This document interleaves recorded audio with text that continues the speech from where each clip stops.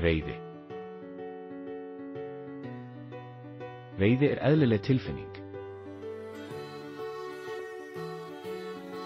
Það verða allir reiðir einhvern tímann.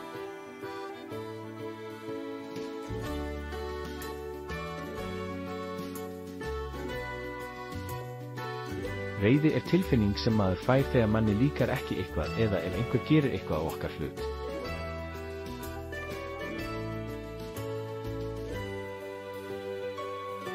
Reiði er tilfinning sem getur verið erfitt að stjórna. Reiðin getur endað þannig að maður gerir hluti sem maður ætlar sér ekki. Reiði getur orðið til þess að maður segir ljót orð, meiði aðra, særi aðra. Ég verð til dæmis mjög reiður ef einhver hlær af mér. Ég get orðið mjög reiður þegar ég tapa í fótbolta.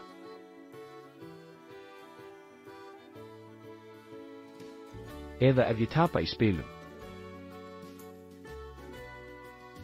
Mér finnst mjög erfitt að gera mistök.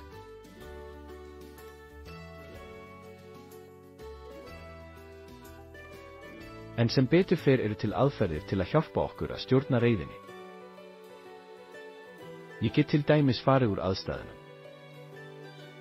Ég get dregið djúpt andann. Ég get talið upp á 10. Ég get sagt einhverjum frá. Ég þarf að hugsa áður en ég tala. Því oft segir maður hluti sem maður meinar ekki þegar maður er reiður.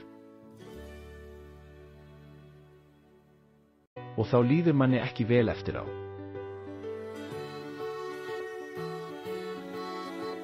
Þess vegna er mikilvægt að æfa sig að ná stjórn á reiðinni. Rifjum upp aðferðirnar til að hjálpa okkur.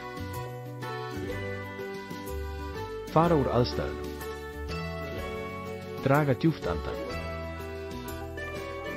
Telja upp á 10. Hugsa áður en ég tala.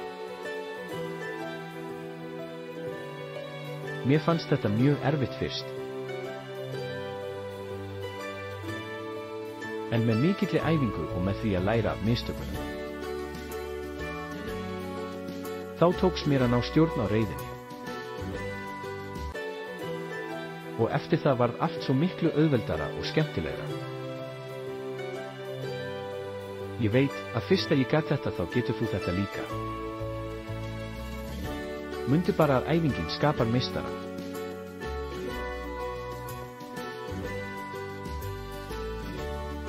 Gangi þér vel.